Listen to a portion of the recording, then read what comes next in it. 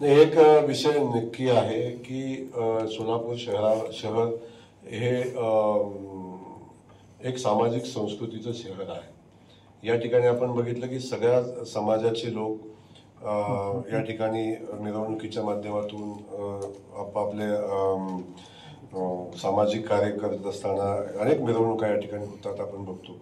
आणि त्यात खूप मोठ्या आवाजाचे कर्कश आवाजाचे डीजे वाजताना आपण बघतो की त्याच्यात परिणाम असा झाला आहे की शहरामध्ये काही लोकांचे मृत्यू पण त्या डीजेच्या आवाजामुळे झालेले आहेत।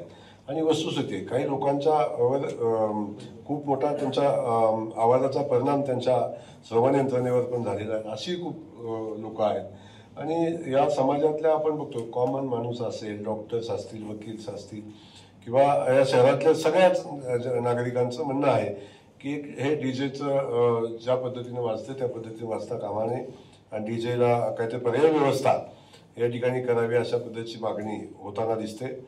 आणि त्या अनुषंगानं प्रशासनानं टप्प्याटप्प्यानं तर आवाज कमी करण्याच्या संदर्भातल्या सूचना दिलेल्या होत्या। आवाज कमी झाला तरी अजून त्याचे परिणाम होताना आपण बघतोय।